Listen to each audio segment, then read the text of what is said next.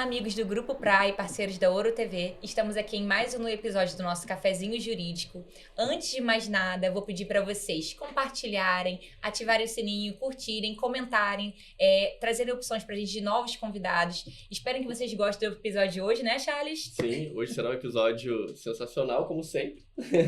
Um episódio onde teremos uma doutora já conhecida, uma conhecida nossa, né? Ao qual nós fizemos parte de sua comissão. Sem dar muitos spoilers, né, Natália? Uma pessoa muito querida, uma advogada muito querida, que nós fizemos amizade graças à OAB, né? Que a gente sempre fala que a OAB traz isso da questão do network, mas também da amizade. Estamos aqui com a doutora Ieda Guiar, que é a nossa profissional de hoje aqui, especialista em direito de família, em direito penal e em violência doméstica, que eu acho que é o que a doutora mais trabalha. Prazer recebê-la. O prazer é todo meu. Bom dia, boa tarde, boa noite a todos. É um prazer estar aqui novamente com vocês, lindos, maravilhosos. É um orgulho vê-los nessa posição e ver que vocês... Eu acompanho vocês e ver que vocês estão crescendo cada vez mais. Agradeço também ao Grupo Pra, ao Júnior Pra pelo convite e a todos vocês aqui da equipe. Obrigada, a honra é toda nossa, imagina. Sim, era presidente da nossa comissão da OAB Mulher, inclusive a doutora Ieda foi presidente da OAB Mulher de Campo Grande, né? E assim, fez um trabalho magnífico lá, eu fiz parte, Charles também, como homem, dava apoio, né, para essa causa tão importante. E antes de mais nada também, vou agradecer aos nossos parceiros e aos nossos patrocinadores, em especial ao UNIRJ. Doutora Ieda, para a gente começar assim com uma coisa bem bacana, que todo mundo gosta de saber, como chegou a escolher direito? O que te levou a escolher essa profissão tão maravilhosa que é a advocacia? Na verdade, Natália, eu não tive muita opção não, tá? Eu sou filha de advogados, meus saudosos pais, doutor Claudio Honora Guiar e a doutora Ieda Tomé, meu nome é em homenagem à minha mãe, e eles eram advogados e professores. E eu tenho 5 irmãos, todos eles advogados, eu sou a quinta da família, então os meus 4 irmãos homens mais velhos que eu são também formados em direito. E aí meu pai só falava assim, primeiro façam direito, depois vocês escolhem outra profissão. E aí eu entrei na faculdade na Moacir Basto, hoje é a UNIRJ, né? Quando eu tinha 17 anos, me formei aos 21 anos. E tá aí. Depois que eu me formei, eu falei, é isso que eu quero pra vida. Estou aqui já, vamos fazer 30 anos como advogada. Olha só, uma bagagem. Ela, gente, é bom que assim, não tem quase nada pra falar. Imagina, né? Cheio de história pra contar, muita bagagem, né? Profissional. E não só profissional, pessoal, né? Sim. Que não Vai acumulando, né, ao longo da carreira, são muitas histórias, né? Porque não só direitos, mas defendendo histórias também de clientes que passam pela sua vida. Vidas de pessoas. Exatamente. Doutora, uma pergunta assim agora, não tá nem na pauta, não é uma curiosidade. Como que foi pra você ter um pai advogado, uma mãe advogada? Como que foi a pressão? Assim, foi uma coisa mais fácil? Foi mais difícil? Não, porque meu pai era advogado criminalista do Tribunal de Júri. Ele era conhecido como Doutor Paz e Amor, ou então Doutor 7-0. Porque meu pai era especialista, era um artista no Tribunal de Júri. E eu ia assistir, admirava muito. A minha mãe, apesar de ser formada em Direito e ser advogada, ela era professora também. E a vida dela era mais para o magistério. Ela foi diretora do Sara Kubitschek durante 15 anos. Então, assim, os dois foram inspiração na minha vida. E é uma então foi fácil, Natália. Foi fácil, né? Acaba sendo mais fácil até pra você se achar, né? Sim. Querendo ou não, um pai criminalista, aí uma mãe professora da área de direito. Então, assim, imagina que ela dava aula de direito? Não. Ela era professora de geografia e história, mas era advogada. Maravilhosa! Maravilhosíssima! Porque você fica imaginando na cabeça, você ser advogada, você tem que estudar todas as leis que a gente estuda todo dia. Mas ela era uma sumidade de inteligência. Meu Deus, que maravilhosa! Ela conseguia tudo. Entendi agora porque surgiu. E ainda ter 5 filhos. Mãe de 5, mãe de 1 não é fácil. É isso aí. Mãe de 5 não, na verdade mãe de 6. Porque depois do 5º filho ela falou assim, eu tenho pouco filho. E nós adotamos, eu tenho a minha irmã a Priscila, que é a nossa irmã adotiva. Ai, gente, que lindo. Então nós somos 6. Muito legal, que história bacana. E também se formou em Direito. É uma lei, né? A lei da casa é a regra. É a regra. Pra entrar pra família tem que sabe o que o meu pai fazia? Eu acho que isso foi muito importante. Todo aniversário de um irmão, nós tínhamos a obrigação de fazer discurso. Meu Deus. Então, não tinha isso. Agora, cada um fazendo discurso para o seu irmão. Então, nós tínhamos que, desde pequenininhos, nós aprendemos a falar para o outro, em público. Eu acho isso importante. Muito importante. Inclusive, um treinamento, inclusive, foi ótimo, né? Inclusive, à frente da OAB Mulher, né? Isso. Que várias palestras que nós tivemos lá, cursos, palestras, assim, um mais maravilhoso que o outro, mas a gente não vai falar da OAB Mulher. Doutora, uma outra curiosidade também, assim, como que chegou a questão da violência doméstica? O que te levou a... Eu sei que a área da família, a área criminal, abrange, né? A violência doméstica abrange os dois ali. Mas o que te levou a escolher? Falei, não, quero ser especialista em violência doméstica, quero lutar pelas mulheres. O que te inspirou? Foram as mulheres, a busca delas. Eu acho que eu tinha algum imazinho ali, tenho até hoje, que isso já estou aí nessa área da violência doméstica já há uns 16, 17 anos, já até me perdi no tempo, mas foi a indicação. Advogado, você tem a sua clientela firme por indicação. Então, foi o primeiro que aconteceu. Aí falou assim, olha, a minha advogada resolveu isso para mim, vai resolver para você. Porque muitas mulheres, até mesmo depois da Lei Maria da Penha, ainda não tinham conhecimento do que o que elas viviam era uma violência.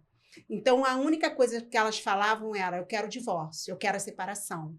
Só que elas não sabiam que elas tinham também que reclamar sobre aquela violência que elas estavam vivendo. E quando elas iam a mim para poder fazer um divórcio, para pedir uma regulamentação de visitas, para uma pensão alimentícia, e me contavam os casos, peraí, você vai requerer uma medida protetiva.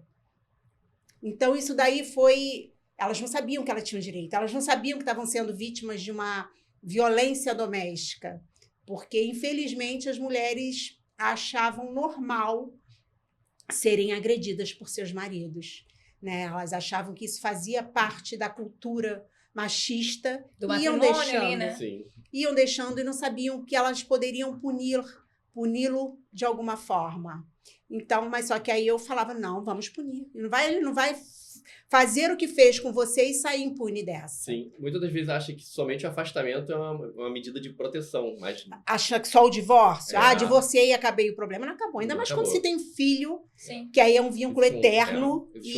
Isso. Então, falou assim, olha, vamos lá. Então, aí eu comecei, e aí depois veio outro, e hoje nós estamos aí com várias mulheres, graças a Deus, todas elas com medidas protetivas. Não, e assim, é um trabalho maravilhoso, né? Porque a carreira que a doutora construiu foi uma carreira consolidada, né? Querendo ou não, hoje em dia as mulheres procuram por causa da sua especialidade em violência doméstica, e isso realmente é uma coisa muito bonita, né?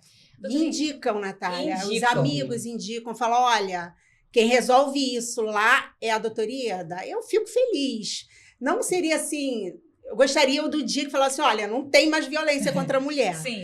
Mas saber que você é referência para resolver um problema de uma mulher, isso nos torna, assim, né, motivo de orgulho. Eu sinto orgulho de mim por isso. Isso é muito bom. Isso é muito incrível. E outra coisa que a gente estava até falando aqui nos bastidores sobre a questão de defender o outro lado. A doutora não se sente à vontade de defender o outro lado? Não, eu não me sinto confortável de defender um agressor. Para mim é muito difícil. Eu acho que nessa minha carreira toda eu já tive uns 3 casos e mesmo assim eu dei condições para eu atuar em defesa dele, que era justamente ele cumprir com a medida protetiva e se afastar. Então foram com várias condições de eu pegar o caso. Inclusive, assim, essa luta pelas mulheres é um dos motivos que a gente estava conversando quase agora também, de ter ganho a medalha Chiquinha Gonzaga. Isso. Foi um reconhecimento do nosso vereador, Wellington Dias, a quem mandou aqui um abraço, que justamente por ele verificar que o bem que eu estaria fazendo à sociedade, né, feminina, na verdade não é só feminina, né, porque nós temos aí a família, né? Sim. Então, ele me deu essa homenagem e foi uma homenagem muito bonita. Eu fiquei muito orgulhosa também, muito feliz com essa premiação, com essa medalha linda que está pendurada lá no meu escritório. É um reconhecimento de todo um trabalho. Né? Isso. É verdade. Saber que um vereador te enxergou, né?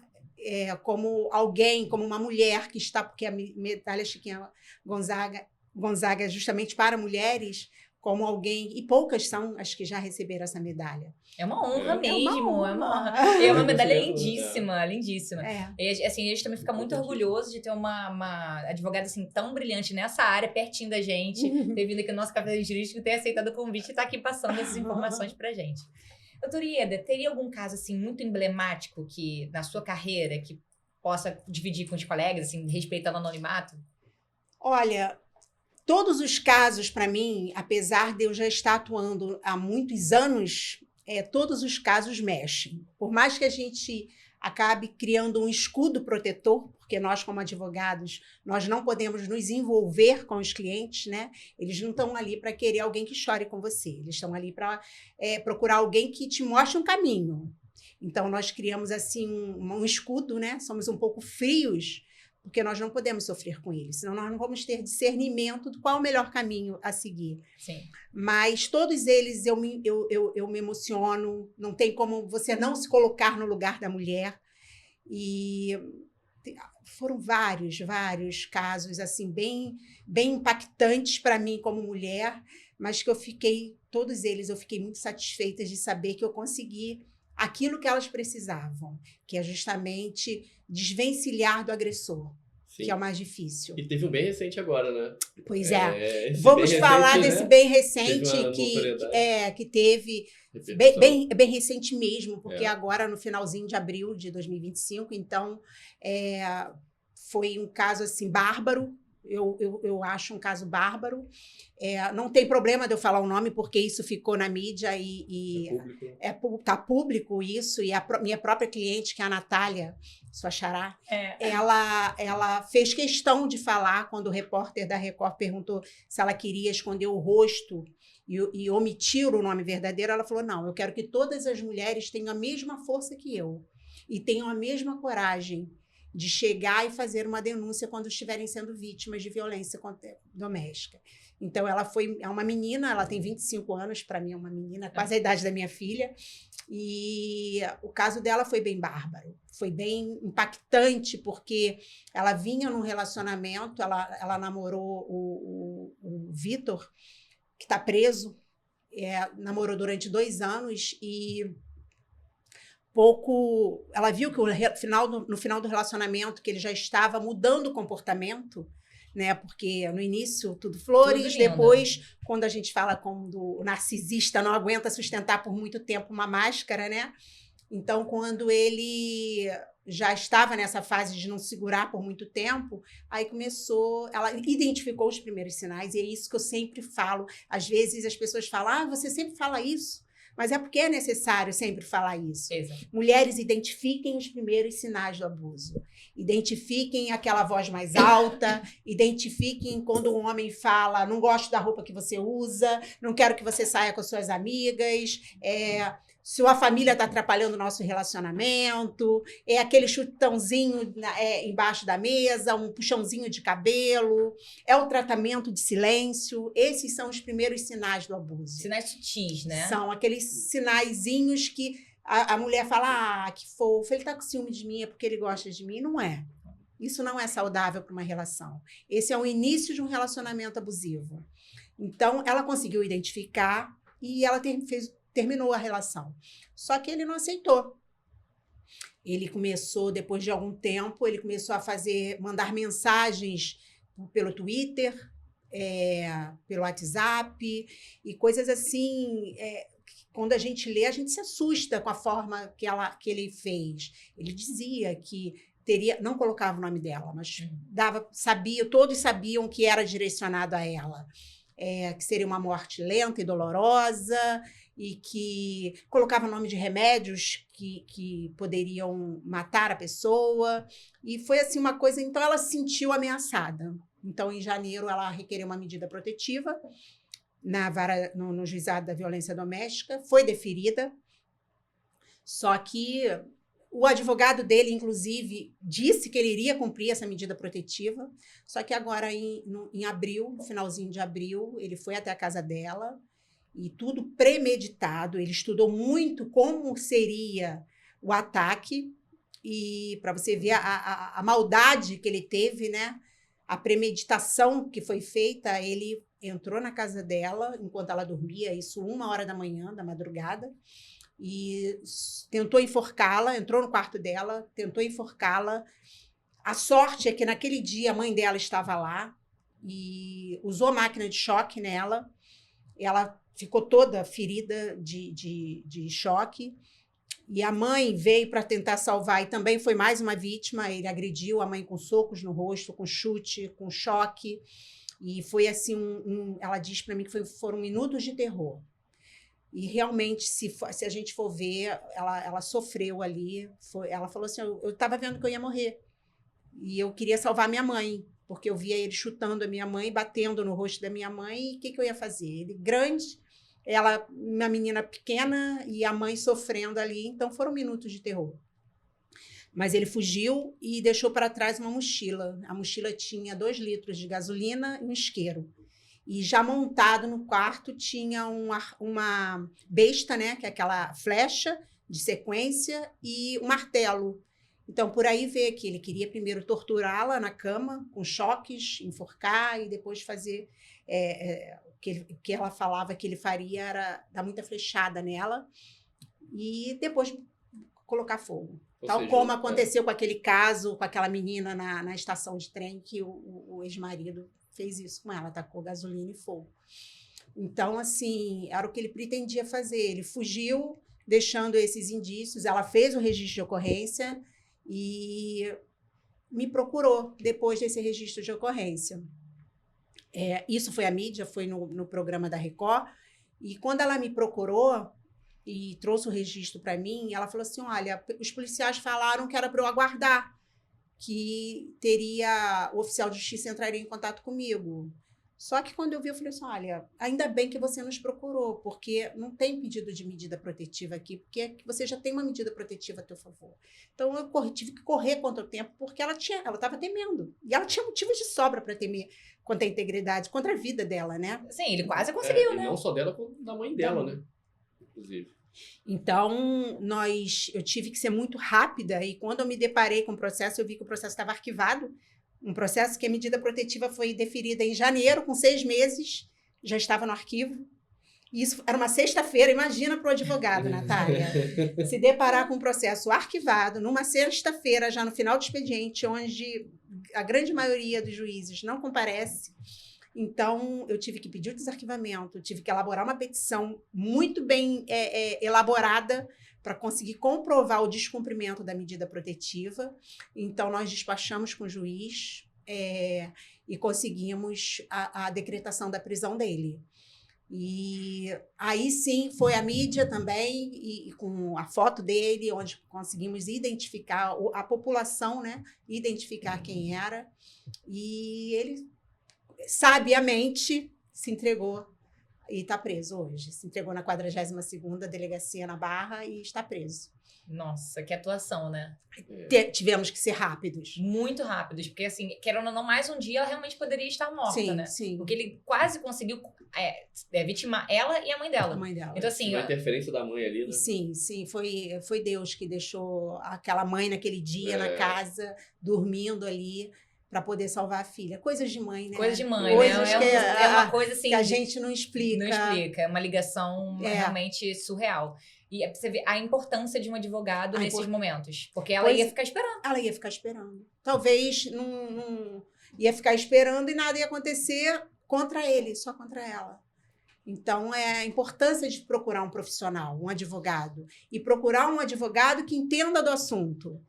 Então, nós tivemos que ser muito ágeis ali para conseguir esse mandado de prisão e graças a Deus nós conseguimos. Não, termina com uma história feliz para a Natália, né? Graças a Deus. Assim. Agora ela vai começar a fazer... Agora ele vai responder por dupla tentativa de feminicídio e ela vai fazer os tratamentos, mas eu falo, a parte física dela que está visível, isso passa. Mas o psicológico, o trauma que esse cara trouxe para a vida dessas mulheres é irreversível. É reversível, é muito difícil realmente. Ela voltar ao estado anterior. É muito tratamento, assim, porque na casa dela, imagina, se ela não estava segura na casa dela, dormindo na cama dela, onde ela vai estar segura, né? Sim. É a primeira coisa que a gente pensa.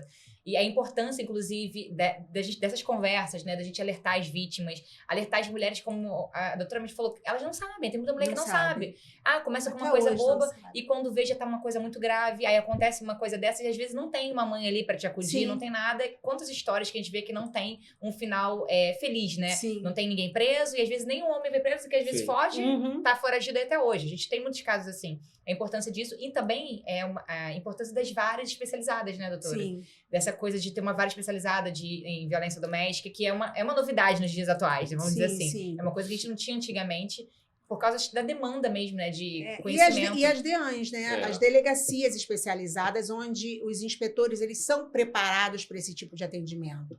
Então, isso aí é de suma importância, a forma como uma mulher é atendida na delegacia. Eu acho que ali o primeiro atendimento é crucial para ela poder dar andamento e não desistir. Porque quando uma mulher vai à delegacia e um inspetor chega e fala, vem mais uma aí, ó. Isso aí é problema para resolver em casa. E não quer. Na hora. E aí a mulher fala assim, o que eu vou conseguir aqui? Nada. Então, quando nós temos inspetores preparados para atender essas mulheres que têm que ter um atendimento diferenciado, até para poder tirar de dentro de uma mulher o que ela já passou ao lado daquele homem, o inspetor tem que ter um certo tato, sabe? Ele tem que estar preparado para lidar com esse tipo de crime, de atendimento, para a mulher poder falar. Porque às vezes ela vai falar, não, ele só me deu um chute. Mas, na verdade, não. Antes disso, ele já tentou enforcá-la, ele já está fazendo uma violência psicológica, uma violência patrimonial.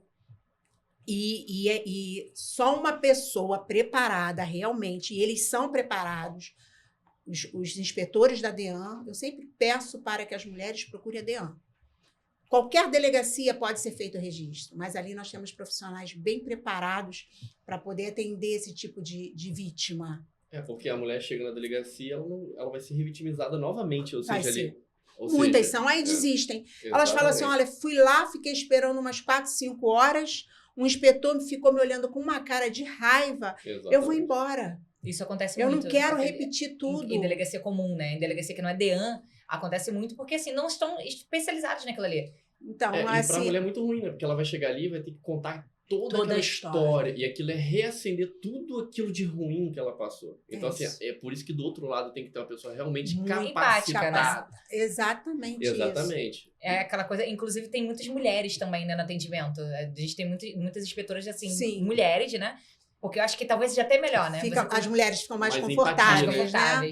Porque pra poder mulher, falar coisas íntimas que aconteceram. Sim, nada melhor do que uma mulher para escutar outra mulher, né? Assim, claro que os homens têm que estar preparados para isso, é uma coisa clara. Sim. Mas eu acho que, assim, como mulher, a gente acaba se sentindo mais vontade de contar para uma mulher, né? Uma mulher que chega numa situação dessa, você imagina uma menina dessa, chega na delegacia, aí tem um homem numa delegacia especializada, e aí... A gente entende a corrida de uma delegacia, mas imagina. Eu já tive esse tipo de caso, onde eu pego um registro de ocorrência e ali está com uma ameaça. Aí, quando a cliente me conta a história do que aconteceu, aí eu, opa, você já foi estuprada. Nossa. Vamos lá e vamos fazer um aditamento. Que o que aconteceu foi isso, isso e isso. Então, nós vamos lá e ele não vai responder só por uma ameaça. O crime é muito maior. E elas nem sabem. E elas não sabem. Quando elas acha procuram... porque tá no relacionamento, né? Aí acha que não, e elas ficam envergonhadas, às vezes, de ter que falar que foram vítimas de um estupro. Sim. Entendeu? Então, eu falei assim, não. Ela falou assim, mas eu preciso falar. Eu falei, precisa. Ele precisa de uma punição maior. Não é justo que um agressor estuprador seja penalizado apenas por uma ameaça. Não é justo. Então, vamos lá.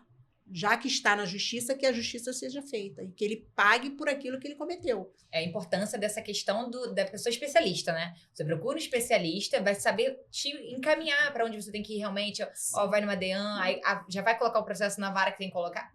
E quando vão até a mim, eu sempre falo, quando eu atendo uma vítima de violência, quando a mulher chega lá no escritório, Natália, eu já até conheço. porque é um olhar assim triste, caído e envergonhado. Você sente, você vê o semblante da mulher que é vítima, a gente acaba já reconhecendo diante de tanto tempo atuando nessa área. E eu fico ali, eu não digo que eu perco tempo não, tá? Porque para mim não é perda de tempo. Além de ser o meu trabalho, eu tenho muito prazer de ouvir e tem que ter muito cuidado com a forma que você está entrando na intimidade da mulher. Porque ali é o momento do desabafo e você tem que deixá-la confortável e confiante, que ela precisa confiar. Eu sempre falo que uma mulher que é vítima de violência doméstica, ela já está no fundo do poço. Você já deve ter ouvido eu falar isso, né? Sim. E ela precisa de uma mão de alguém para poder puxar e tirá-la de lá. E muitas vezes ela não confia, não é nem confia, ela tem vergonha de falar para a mãe, para uma amiga. Né? Porque às vezes a mãe, o familiar, um amigo fala: eu sabia, eu te avisei, não é? Sai disso. Aí ela é penalizada mais uma vez. Você tá aí, ó, você quis, eu avisei, não foi por falta de aviso. Então a mulher que passa por isso, ela não quer ser julgada novamente, ela não quer ser julgada pelo seu familiar. É o momento que ela precisa de acolhimento. Então é isso que eu não julgo mulher nenhuma que passa por isso. Então é o momento da gente acolher e tentar ir atrás de fazer com que esse agressor seja penalizado. E eu faço isso com tanto prazer, Natália. Inclusive, doutora Ieda também, para as pessoas que não sabem, já fez muita palestra em escola, em universidade. Sim. E assim, levando isso para esses lugares. Como que é essa sensação de levar para essas pessoas ali que estão... Enfim, muitas mulheres e homens também. Moeda, né? Foi na Casa da Moeda, foi para várias empresas. Eu tive esse prazer, né? Quando eu estava à frente da comissão da OAB Mulher, da 29ª Subseção em Campo Grande, a convite do nosso amigo, querido Dr. Rodrigo Paza, onde eu também mando aqui um abraço, que me convidou para assumir essa responsabilidade grande e justamente ele me convidou justamente porque sabia que era uma área que eu atuava. Então, ali eu falei para ele: olha, presidente, eu quero fazer isso, o senhor permite? Ele falou assim: vai em frente. Ele deu aquela carta branca e, com isso, nós fomos em várias escolas, não só de Campo Grande, não. Nós fomos convidados por escola, até de outros municípios. Eu acho que eu fui em mais de 50 escolas. Nossa, um trabalho muito... Eu, inclusive, cheguei aí. Você foi em Nova Iguaçu, foi numa universidade de Nova Iguaçu. Isso aí. Foi linda a palestra. Muita gente interessada, homens assistindo, que é o que a gente busca, né? Para dar força para essa luta, que é uma luta, né? É uma luta. A gente tem que falar disso até acabar. Temos que falar. Né? E eu fui em escolas públicas, escolas particulares, nós fomos em universidades, nós fomos em instituições religiosas, que eu acho isso também muito importante. Muito. E tem muito tipo de violência nesses locais, muito. Em todos os tipos de instituições, igrejas, centros espíritas. Nós fomos convidados pela Superpesa, que é uma indústria grande aqui de Campo Grande. Também quero mandar um abraço para o Dr. João, pelo convite, e fizemos lá uma palestra, e esse foi um grande desafio para mim, Natália, porque eu tive que falar para 600 homens. Imagina você ter que falar sobre violência contra a mulher para homens. Isso não é fácil, não. Porque para falar para mulheres, as mulheres se identificam, as mulheres entendem, mas os homens não gostam de ouvir a realidade, não. E uma frase que eu falei para eles foi o seguinte: para saber se você é violento, pense se você gostaria que a sua filha tivesse um marido como você é. Se você gostaria que a sua filha fosse tratada da mesma forma que você trata a sua mulher. É a hora que cai a ficha, né? É a hora que, porque mexeu. Reflexão, né? Reflexão. E eu via os homens muito desconfortáveis ali, ouvindo, porque eles se identificam. Porque é muito difícil... O rosto entrega, né? Você olha assim, vai batendo assim. A inquietação entrega. Entrega. Então, eu tive... E no final, assim, muitos vêm falando assim. Eu tive um que falou assim para mim: eu sou um agressor e eu não sabia. Ele falou para mim. Homens também, às vezes, não sabem. Não é só mulher que não sabe que é agredida. Às vezes, o homem... É porque, assim, há uma cultura que a gente tem, né? De ser tudo muito normal. Mas sabe por quê? Porque eles entendem que a violência só existe se for uma violência visível. Física, visível. Física. Né? Se eu não bati, se eu não violentei sexualmente, não tem violência. Eu não fiz nada. Então, quando a gente passa para os homens, né, para a sociedade, que a violência contra a mulher, que a violência doméstica está muito além da violência física, da violência sexual, que existe também a violência psicológica, a violência moral, a violência patrimonial. Então, quando eles entendem que isso aí, esses outros tipos de violência também estão enquadrados na Lei Maria da Penha, aí eles falam, eu sou um homem agressor e eu não sabia. Eu posso responder por uma medida, como dizem, né? Eu posso responder uma Maria da Penha e não sabia. Sim. Então, por isso que eu digo que essas palestras, passar esse tipo de conhecimento, ter essa oportunidade que eu tive de ir na Superpesa, de ir na Casa da Moeda, que foi uma honra imensa estar lá dentro, para falar para os funcionários da Casa da Moeda. Nossa, foi um momento importantíssimo também, ter essa oportunidade para falar.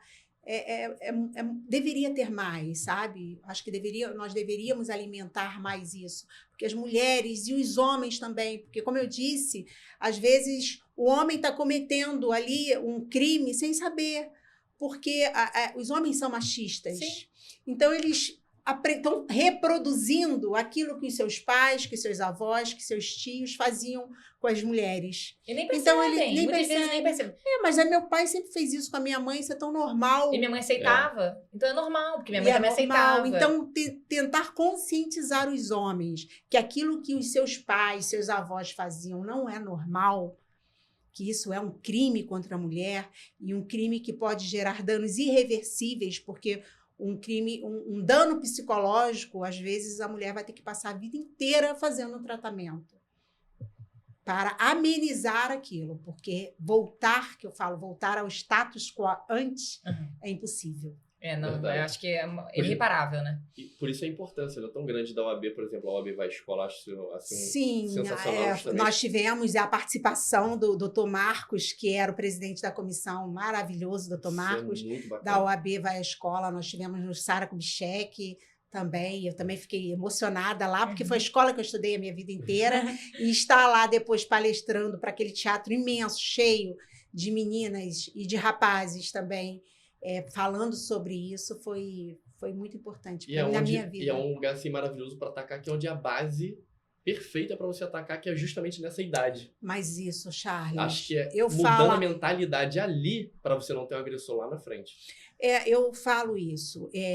Quando eu falo de violência patrimonial para crianças, né, porque eu estive em escola para falar para adolescentes, e eles não conseguiam entender. Como assim eu vou ser vítima de uma violência patrimonial? Né? Eu não tenho nem salário, não tenho bens. Aí eu falava, olha, a violência patrimonial começa no primeiro relacionamento. Você já tem que começar a identificar para a gente começar a cortar isso pela raiz. Quando o teu namoradinho chega para você e fala, paga a passagem aí do meu Uber para eu poder ir te ver. Se você quer me ver, paga o meu Uber. Paga meu cachorro-quente, depois eu te pago. E por aí vai. Começa a querer que ela condiciona estar com ele, a ele arcar com as despesas. A ela arcar com as despesas. Isso é uma violência patrimonial. Ali você está alimentando um futuro estelionatário. Hoje, ele quer só aquilo que você consegue dar, que é pagar um Uber, pagar um cachorro-quente. Amanhã pode ser sua quebrar casa. Um objeto dela, às vezes numa discussão. Isso. Fala assim, poxa, gostei do teu cordão. E por aí vai, essas coisas pequenas, mas que ali você está alimentando um estelionatário, que hoje o que ele pode tirar de uma menina é isso. Mas no futuro, agora você tem um cartão de crédito, agora você tem um salário, que quem vai administrar sou eu. Hoje você tem um carro e eu quero um carro e quero que você pague. Então, por aí, esse é a violência patrimonial também, né? Então, quando a gente consegue passar isso para os adolescentes, para que eles tenham ciência de como é uma violência patrimonial, como se inicia, a gente já está tentando cortar ali pela raiz o início de um futuro estelionatário.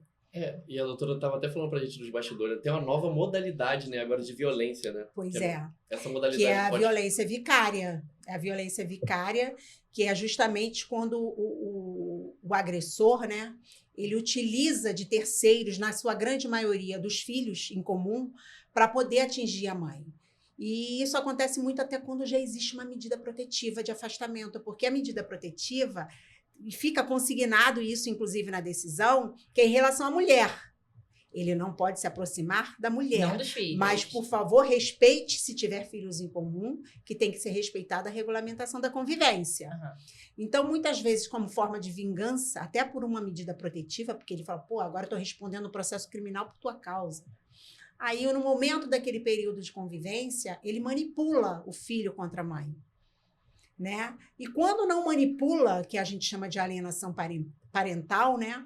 Ele pode fazer o tratamento de silêncio, que é não querer mais falar com o filho, e isso vai magoar o filho, e o filho chora, e o filho fala assim, a culpa é sua de eu não estar vendo meu pai hoje. Ou parar de pagar pensão alimentícia, não cumprir a regulamentação de visitas. Então, isso a gente chama de violência vicária, que é quando ele está... artifícios, né? Utilizando de terceiros para poder atingir o psicológico da mulher. Você vê, vai surgindo coisas novas. Olha E tem que surgir mais ainda. Mas olha que tristeza que a gente chega, né? Que ponto que a gente chega. Porque, assim, cada vez mais surgindo mais nomenclaturas, porque vai identificando, né? Tem que identificar. E aí, realmente, tem que ter para poder ser enquadrado ali naquelas situações. Sim. Mas olha onde a gente chegou, né? Era uma coisa que já não era nem para falar mais, aquela coisa de, poxa, falo sempre isso, né? Eu falo assim, olha, eu espero realmente... É muito triste ainda ter que falar sobre isso, mas necessário. E quando por exemplo, um exemplo assim, minha filha fala, mãe, você já usou uma máquina de escrever? Eu falei, já, usei muito uma máquina de escrever. No passado, isso era extremamente necessário, era meu instrumento de trabalho. Então, eu quero um dia que lá, minha neta, no fim, vó, você já usou a Lei Maria da Penha? Eu falei, sim, já foi meu instrumento de trabalho. E que não precise mais a gente falar sobre isso. Mas, enquanto precisar, eu acho que homens devem, advogados, profissionais, psicólogos, devem sim levantar isso e trazer mais conhecimento para as nossas meninas, para as mulheres e para os homens, para que eles também identifiquem que aquilo ali que eles estão fazendo é um crime. Sim, com certeza eu acho que essa identificação acho que é o mais necessário. Inclusive, nesse momento de identificação, qual que na prática você vê maior de violência, da violência doméstica? Qual seria a violência? A violência psicológica. A violência psicológica ainda é a que mais existe. É uma das piores. É porque é ali que se inicia. Primeiro, eles querem minar a energia psíquica da mulher. Né? Depois que a mulher está completamente dependente ali do homem, aí o resto é consequência. Aí vem a patrimonial, aí vem a moral, né? Que é querer diminuir. A mulher se sente mal, porque ele consegue falar assim, olha, você não tem capacidade nem para trabalhar, você está gorda, né? Diminui a autoestima da mulher. Então, primeiro é psicológica. Eu acho que eles sempre iniciam querendo que a mulher tirar credibilidade, que ela mesma perca a credibilidade nela. E aquilo, né? Ninguém vê. Ninguém vê. Ninguém vê. Aí tá ótimo ali com você, vai em festa, vai com a família. E é um momento, e ele vai estar feliz. Nesses momentos, esse tipo de homem, ele tá bem. Tá bem. Tanto que a mulher falou assim, lá. Aí o que vem depois, Natália? Ela é louca. Pô, o cara é maneiro pra caramba, tá sempre simpático, rindo, e ela sempre de cara fechada. É isso aí. Não é? É isso aí. Ou seja, daqui a pouco ainda fica afastada da família, dos amigos por causa disso. Porque, poxa, você nunca tá bem. E o cara tá lá feliz, Aí né? o cara fala assim, não dá nem vontade de sair com ela, ela só fica de cara fechada. Ainda joga. Mas a mulher que tá de cara fechada numa festa, que antes desse relacionamento não tinha essa posição, você pode ter certeza que ela tá sendo uma vítima. Sim. É muito difícil a mulher que muda. Depois que namorou, mudou. A violência velada, né? É uma violência velada. É porque, você vê, antigamente falava isso, sabe? Fulano mudou, mas ninguém imaginava o que não poderia ser. Imaginava o que tem por trás dos bastidores. Sim, é aquilo, né? Que isso sempre existiu. Hoje em sempre. dia isso é mais noticiado e a gente fala mais sobre. As pessoas falam isso. Poxa, depois que surgiu a Lei Maria da Penha, aumentou o índice. Eu falei, não.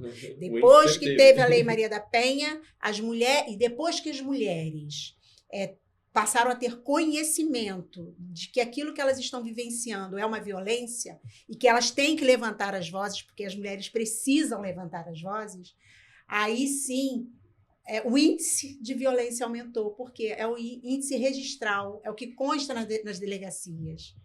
mas ainda é ínfimo, tá? Diante do que realmente acontece. Isso por isso que tem que ser falado, porque era pra ter mais. Sim. Inclusive, enaltecer, né, a coragem da Natália, né, que passou por isso Sim, aí. sim. De ter coragem, né, de colocar, não de se expor, né, que muita gente... E eu sou muito ameaçada também, tá? É, Os sim. homens não gostam muito de mim, não.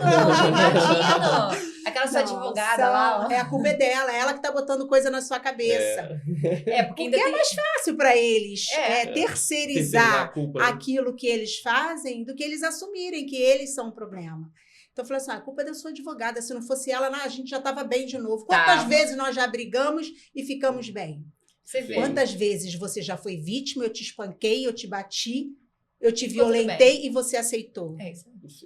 Então, mas não se reconhece desse jeito, né? O jeito que eles falam é como se eles realmente, poxa, estão querendo atrapalhar nosso relacionamento. Isso. Que é assim que eles se identificam, né? Isso, É a importância delas saberem.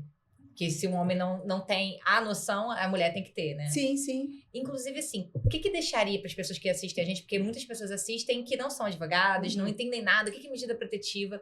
Para essas pessoas, assim, o que seria essa medida protetiva na prática? Quais são os requisitos mínimos para uma mulher que se identifica? Tá vendo o nosso podcast hoje? Identificou. Meu Deus, estou passando por violência psicológica, violência sexual, patrimonial. O que eu faço? Qual o requisito mínimo para ela chegar a conseguir uma medida protetiva? Exatamente isso. Identificar que está sendo vítima. Porque o passo mais difícil que tem, Natália, é a mulher aceitar. O mais difícil que tem é a aceitação. Elas preferem fingir que aquilo ali é passageiro. Ah, não é bem assim. Isso vai passar, ele vai mudar. Ele está estressado porque perdeu o emprego, porque o time dele perdeu. Elas mesmas arrumam desculpas para poder não dar prosseguimento ao fim de uma relação. Muitas vezes também a dependência emocional, né? A mulher já está tão dependente daquele homem que ela prefere passar por tudo isso do que ficar sem ele. Eu já tive casos desse, depois eu conto para você. Mas então o que acontece? A mulher aceitar que ela é uma vítima é o primeiro passo. É o mais difícil que tem. Eu sempre falo isso. O segundo, ela falar assim, e agora? Eu sou vítima disso já há muito tempo e eu não quero mais isso para minha vida. Eu não quero mais viver assim. A única forma que uma mulher tem de não querer mais viver assim, ou ela conseguiu um divórcio consensual, ótimo, fui para lá, fui para cá, não quero. Ou ela fala assim, não, eu quero que ele seja penalizado. Isso não pode acontecer com outras mulheres. Porque quando a gente não faz nada contra esse homem, a gente está permitindo que isso volte, que a próxima seja uma vítima também. Sim. Então, é a mulher, primeiro, a aceitação, e o segundo, a coragem de ir buscar uma ajuda. Ou buscando um advogado, para que ele oriente o que ele tem que fazer a partir dali, um psicólogo também. Muito o psicólogo consegue identificar, você está sendo vítima de uma violência, é isso que você quer para a sua vida? Vá numa DEAN, vá numa delegacia e peça uma medida protetiva. Pediu a medida protetiva, sendo deferida a medida protetiva, ele vai ser afastado do lar. Então, primeira coisa é a mulher se identificar como vítima de qualquer tipo de violência. E esse é um passo difícil mesmo. É o mais difícil que tem. É o passo mais difícil. É um passo desafiador para a pessoa. Porque imagina você se colocar naquela situação, que aí entra a questão da revitimização, que você vai ter que falar aquilo ali pro inspetor, pro teu advogado, aí você vai ter que falar numa audiência. Então, assim, você sempre. E depois para a família. Para a família. Porque a família vai querer saber o que aconteceu. Aí a pessoa, o que aconteceu? E tem aquela questão ainda, pô, mas eu vou pra justiça, depois a gente vai pra audiência, aí eu vou estar perto dele, eu não quero mais estar perto dele. Ela tem pânico. Acho que tem pânico disso. E ainda tem agora a questão da tornozeleira eletrônica, que também excelente, também é bem novo isso, é recentíssimo, que agora os homens que têm uma medida protetiva, que as mulheres se sintam ameaçadas, elas podem requerer o uso da tornozeleira eletrônica, justamente para não ter essa aproximação. Infelizmente, é só o Estado que tem esse controle, mas já foi uma evolução, mas ainda assim eu acho que ainda está faltando alguma coisa aí, porque eu acho que quem tem que ter esse controle é a mulher. O monitoramento ali, né, real, em tempo real. Até o homem, a mulher, o Estado verificar que está perto da mulher, como? Sim. Até tomar ciência do já tá na casa, já fez alguma coisa. Ele veio pra fazer alguma coisa, quando a mulher consegue monitorar através de um aplicativo, olha, ele está se aproximando de mim, ela tem tempo ou de fugir do local para salvar a sua própria vida, Porque se o homem que tem uma medida protetiva e que está usando uma tornozeleira eletrônica, está indo atrás da mulher, é porque o intuito dele é de acabar com a vida dela. Com certeza. Então, ou ela foge, é o tempo dela fugir, ou o tempo dela fugir e falar, ele está se aproximando de mim. Tá aqui a prova disso, para que ele seja preso. Até porque o Estado não consegue controlar tudo isso. Não tem. São muitos possível. casos. Seria- Inclusive, a gente vai ver mais gente ainda de tornozeleira eletrônica. A gente já tem. Vai ver mais ainda. Agora vai ser... Agora vai ser o desfile, né? Vai ser desfile, porque Mas muita é gente... Infelizmente. É necessário. É Eu necessário.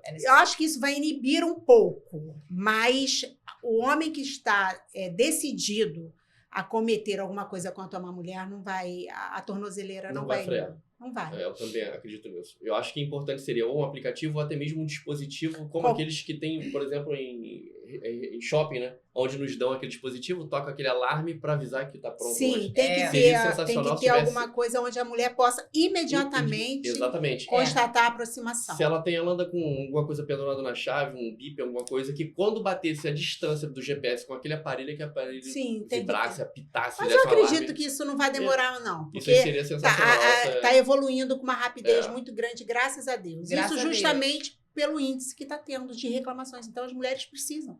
As mulheres precisam levantar as vozes, as mulheres precisam fazer as denúncias, precisam buscar o judiciário, porque é através disso que os nossos governantes, que os nossos vão ter condições de perceber a gravidade da situação. Sim, até mesmo para criar realmente mecanismos que funcionem. Exatamente. Né? Porque vai aquilo, você não sabe como que é a delegacia perto da sua casa, vai saber que está tendo muito assalto. Se ninguém que está sendo assaltado, vai lá registrar uma ocorrência. E seria mais ou menos isso. Então, assim, as pessoas têm que ir lá registrar, né? Pedir medida protetiva mesmo, para a nossa sociedade inteira saber que, olha, vamos arrumar alguma coisa para parar de tanta mulher morrer, tanta mulher passar por violência doméstica, porque é muito grande o índice, né? Muito. E perto do nosso bairro aconteceu algo bem parecido, né? A pessoa já tinha medida protetiva contra o agressor. Aí um dia ele simplesmente pega o Uber, vai até a porta dessa pessoa, da ex-companheira dele, onde tinha um filho pequeno, pula o muro, ela estava sozinha com o filho, ele vem com a faca de cozinha e assassina ela. Então, assim... E aí? É um psicopata, né? Deu tempo de ligar para a polícia? Não deu tempo de fazer nada. Ela estava ali desprotegida. Não, eu acho que a grande falha ainda existente em determinados casos, ao invés de só dar uma medida protetiva de afastamento, não dar logo uma prisão. Eu acho que em alguns casos só uma medida protetiva de afastamento não seria o suficiente. Até porque tem caso que você olha, ele analisa, né? Eles vão analisar. Tem caso que o cara só não matou porque assim, não quis. Isso. Ele não quis naquele momento. Não quis ou foi por... Não é nem porque ele não quis, porque algo de fora não permitiu. Sim. Ou seja, tem que ter Tem que ter. Porque a prisão, querendo ou não é só a questão de, poxa, é o justo. Não, é a segurança dela. Dos filhos, da família, de todo mundo. Porque ainda tem isso ainda, né? A violência doméstica ainda pode ser contra toda... Igual essa menina, Natália, foi contra a mãe dela. Ou seja, a pessoa tentou ajudar e também se praticou. Poderia ser uma filha. Ele poderia mas estar às vezes armado. os homens matam os seus filhos, seus próprios filhos, como forma de vingança.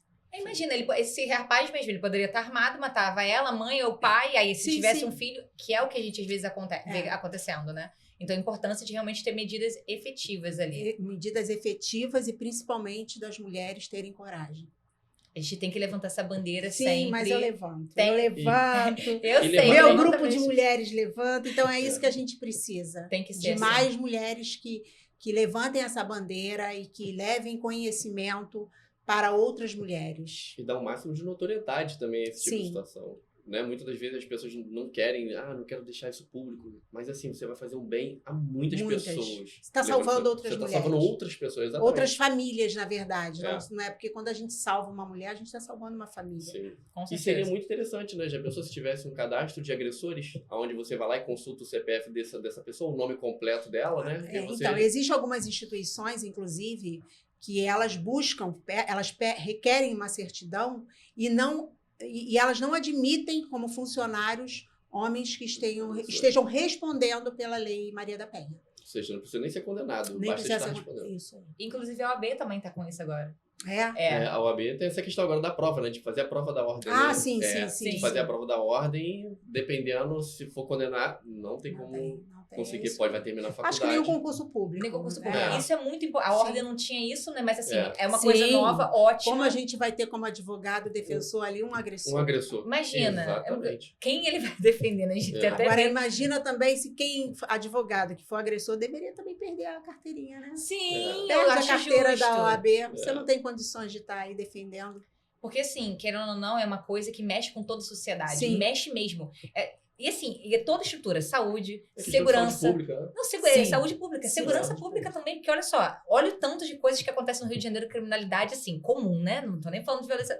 Criminalidade. Sim. Assalto todo dia tem alguma coisa. Ainda tem essa questão da violência doméstica que é demais, ou seja, ao invés de ter violência na rua, né, de ter só na rua, tem dentro de casa. Então, Dentro olha só. de casa, às vezes, você está correndo mais risco do que na rua. Do que na Não, rua, e o custo imagina. que isso Dormindo gera, com o inimigo, Dormindo- né? E se a gente for ver por uma questão realmente assim, até orçamentária para o Estado, vale muito mais a pena prevenir esse tipo de situação para eles do que remediar. Porque, por exemplo, aí depois é psicólogo, é médico, você move a máquina pública para atender essa pessoa. Sim. Não era muito melhor evitar que isso Evitar. acontecesse?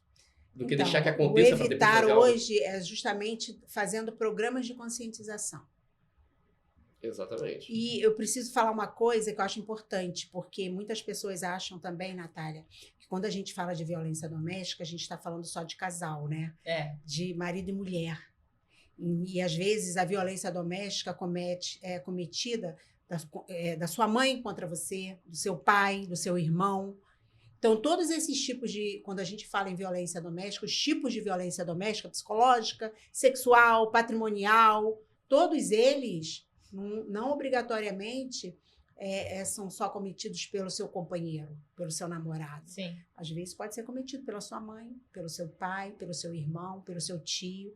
Então, é bom saber disso, porque às vezes a violência não vem do companheiro. É do âmbito familiar, né? Isso. Onde tem a questão afetiva ali. A gente foca muito nessa questão só de homem e mulher, né? Mas eu acho que é a maioria, A né? vítima é sempre a mulher. Sempre a mulher, exatamente. Mas assim, essa questão da briga de homem e mulher. Não é só, claro que é a maioria, mas a gente também tem que deixar as pessoas informadas, né? Que Sim, a gente sim. às vezes passa, não tem marido, não tem namorado, mas tá passando por algum outro Sim, tipo eu de tenho violência. um caso desse que a senhora uma senhora já idosa, pediu uma medida protetiva contra a neta. Nossa. Porque ela agredia e ela pegava o salário dela.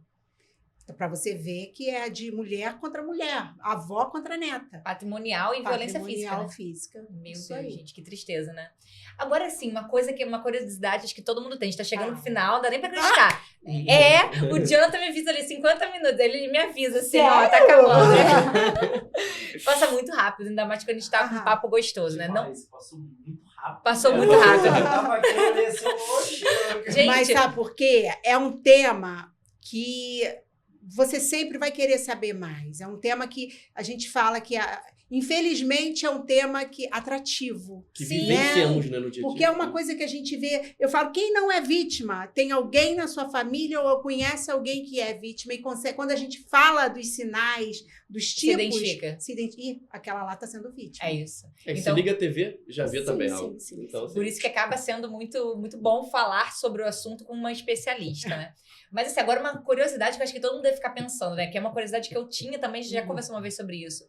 Como que faz pra separar isso tudo, que é uma profissão... A advocacia já é uma profissão pesada, né? Que a gente Sim. só lida com problema. Eu falo, Sim. ninguém liga pra gente pra falar como vocês estão. Não. É só vocês estão com problema, todo mundo tem problema e liga pra gente. E a área da criminal, e principalmente violência doméstica, é muito pesada, inclusive por uma mulher lidar. Uhum. Como que é passar por tudo isso, encontrar com a Natália, machucada, você vê a situação dela, da mãe dela, traumatizadas psicologicamente, e chega em casa depois com as suas filhas, como que faz pra lidar com essa questão sentimental, emocional? Como que funciona? Então, como eu te disse, a gente, depois de algum tempo, no início eu chorava junto, tá? Imagina. Só para falar aí para os novatos, para quem está iniciando É a normal. carreira, eu já chorei muito com as minhas clientes. No início da carreira, quando eu ouvi, eu nem dormia. Só que eu tenho duas alternativas. Ou eu choro junto, ou eu procuro caminho. Então, eu optei por essa profissão que eu amo, que é advogar. E eu amo advogar para as mulheres. Então, eu tenho uma força que eu realmente não sei. Eu acho que é do meu pai, sabe? Eu acho que ele transmitiu isso para mim com tanta sabedoria que hoje, para mim, é mais importante conseguir o sucesso nessa minha empreitada, que é contra a violência contra a mulher. E eu chego em casa sempre muito satisfeita e com uma missão. Eu preciso resolver o problema dela. Então, hoje eu consigo separar. Eu chego em casa feliz e curto as minhas filhas, com muita tranquilidade, porque o problema é do cliente, não é meu. E não é fácil ter essa separação, Não, é né? difícil. É a maturidade, né? Maturidade. É amadurecimento ao longo do tempo. O problema não é meu, o problema é dele. O meu problema hoje é arrumar uma solução para que a pessoa possa ter uma vida normal. Sim, até minimamente digna, né? Digna. Até porque deve ser muito difícil. Imagina, a pessoa chega em casa e tá triste ali. Aí chega em casa chorando. Imagina, você não tem vida, né? Não tem. Realmente a gente precisa conciliar, tentar separar isso e é um desafio. É um desafio. É um desafio. É um desafio diário. Só o tempo mesmo que consegue fazer esse amadurecimento aí na nossa cabeça. Então, os advogados, jovens advogados, gente, tá Vocês vendo? vão chorar aí. Vai chorar, gente, depois é normal, entendeu? Não faz bullying com a amiguinha que chora. Porque acontece, né? Infelizmente. Sim. Agora, doutora Ieda, assim, antes de ir pro nosso bate-bola final, um conselho que você deixaria pro jovem advogado, para o pessoal que está iniciando a carreira ainda, está fazendo faculdade, ou para as pessoas que estão em casa, e assim, olhar e falar, que bacana, doutora Ieda, eu quero ser assim igual a doutora Ieda, eu quero ser essa advogada, eu quero atuar em violência doméstica. Qual o conselho que você daria para essas pessoas? Primeira coisa, ter paciência, porque advogar não é fácil. Eu tenho muitos amigos que desistiram da advocacia, porque o retorno, às vezes, é muito difícil, a gente sabe disso, né? Então, tem que ter paciência, tem que amar muito a profissão. Tem que ter certeza que é aquilo que você quer para a sua vida. O início é difícil. Apesar, muitas pessoas falam, você veio de pai advogado e foi muito mais fácil. Não foi não. Porque o meu pai era criminalista do júri. Ele só fazia isso. Então, eu fui para uma outra área. No início, eu atuava com divórcio, com coisas completamente diferentes que eu não tive esse apoio do meu pai. Então, a gente tem que ter paciência e ter querer muito advogar. Mas passa. Depois que você faz o teu trabalho, agindo ali de forma correta, o retorno vem. Tanto o retorno com a clientela, quanto o retorno financeiro. Ou seja, perseverança. Perseverança. Tem que acreditar. Estudamos 5 anos. E mais para uma prova da OAB, faça disso daí. Eu falo assim, vale agora eu vou fazer de tudo para ganhar com essa profissão que eu escolhi. É isso aí. E a gente ganha, e ainda mais uma área dessa, a gente estava conversando que é uma área tão bonita, né? Acho que assim, o retorno financeiro, o retorno, sei lá, espiritual, mental que tem. Social, né? Que a gente vê realmente. Quando você consegue o êxito ali, igual a questão da Natália, que, poxa, o rapaz foi preso. Então, assim, o agressor foi preso, né? Isso é muito importante, né? Aquela sensação de, poxa, eu consegui ajudar uma pessoa. Sim, eu fiz o meu papel. Eu cumpri com a minha missão. É isso que eu sempre tenho. Pronto, aí eu durmo muito bem. Aí é melhor ainda pra dormir. Por quê? Agora nós vamos pro nosso quadro, que é o Pingada de Palavras, que é um bate-bola final. Ai, meu Deus. Pode responder com calma, tá? Mentira, tem tempo. Diante dessa pressão de que você falou que só tinham 10 minutos a 10 minutos. Não, pois é. Não, a gente vai falando aqui. Não, mas essa daqui é rapidinho, ó. O primeiro é o quadro Pingada de Palavras, né? O primeiro, um livro que todos deveriam ler. Eu vou falar um clássico do direito, que não sei se vocês leram, que é o Caso dos Exploradores de Caverna. E não, vocês não leram? Não li. Todo estudante de direito tem que ler. Então vou ler. O Caso já dos vou colocar na minha Exploradores lista. de Caverna. Vocês têm que ler. Eu não vou dar spoiler. Não gosto de spoiler, não, só ficar sem graça. Ele é bem pequenininho, mas eu sei que todo estudante de direito... Acho que não sei se tem a ver com Platão, agora não lembro. Não. Que tem aquela ideia que tá dentro da caverna, ele fica dentro da caverna, nunca sai. Até o dia que ele vai ver o mundo. Não é esse não. Uma coisa mais... Eu vou pesquisar pra ver. Leiam. Tem já até na internet, o Caso dos Exploradores de Caverna. Então a gente vai ler, Charlie. Como assim? Não, isso daí é o essencial. Depois me contem, tá? Pode deixar, vou te dar o feedback. É bom esse quadro porque a gente vai aprendendo um monte de coisa também. Vai indicando livros. Agora, um filme ou uma série que te marcou. Ai, gente, eu sou um pouquinho romântica, apesar dessa carcaça braba aqui. Eu gosto, sabe de quê? É Uma Linda Mulher. Eu também. Eu também amo. Não é? Amo. Os meninos também. John e Charles devem adorar. Pois é. Não é um filme bonito? É lindo. Então. Eu adoro. Uma pessoa que te inspira ou te inspirou? Minha mãe. Minha mãe ainda me inspira até hoje. Muitas coisas que eu faço. Eu queria ser, assim, 10% como mãe, como a minha mãe foi. Ela é minha inspiração mãe de é vida. tudo, né? Ela Mãe é tudo. Um hábito que te mantém em equilíbrio. Ai, um hábito. Equilíbrio. Difícil, né? Eu acho que é justamente ser perseverante, sabe? Todos os dias, quando eu me levanto e eu vejo que eu tenho uma missão a cumprir, isso aí me dá energia. A energia da minha vida é justamente a minha profissão. Ai, gente, que lindo. Eu adoro ver advogados apaixonados. É uma causa pela qual você sempre vai lutar. Natália! Ai, se todo mundo de casa também sabe. Será? Sempre a favor das mulheres, sempre. Girl Powers, adoro. Um conselho que você leva para a vida. Conselho, eu acho que é humildade. Humildade e ser perseverante. Eu acho que, por exemplo, eu tenho 2 filhas e eu sou mãe, hoje eu vivo sozinha com elas e eu sei que elas dependem de mim. Então, todos os dias, quando eu levanto, eu falo, eu tenho 2 filhas que precisam de mim e eu não tenho o direito de não levantar. De desistir, né? De desistir, eu tenho que estar lá. Porque, então, as minhas filhas hoje elas são a minha força. Ai, que linda. Se não fosse advogada, você seria? Eu fui psicóloga. Né? Família, Só tudo a ver. Tudo. Porque o advogado ainda mais nessa área. Sim. Né? Acaba então, sendo um pouco. a gente acaba A sendo. gente tem que começar a pouco. cobrar o horário dobrado. Olha, eu tenho clientes psicólogas, tá? Imagino. Várias clientes e muitas vítimas de violência doméstica. Nossa, uma coisa que a gente nem imagina, né? Então, eu seria psicóloga, certamente. Maravilhosa, uma pessoa maravilhosa. A gente ouve problema, né, o tempo todo. Então Imagina. Eu dou conselho pra psicóloga, pronto. Tá tudo então certo. A gente Tá ótimo, psicólogo já por tá tabela. craque. E uma palavra que te define. Força. Força também. Força acho. como mulher. Concordo. Concordo. Isso. Concordo. Doutora Ieda, assim, é um prazer para nós estarmos aqui hoje com a sua presença aqui ilustre no nosso cafezinho jurídico, de verdade. Agradecemos muito, em nome também do Júnior, né, que é o idealizador desse programa, em nome do Grupo Pra, Ouro TV. A sua presença aqui vai alertar muitas mulheres. Foi maravilhosa para nós, porque nós te conhecemos, né, na OAB.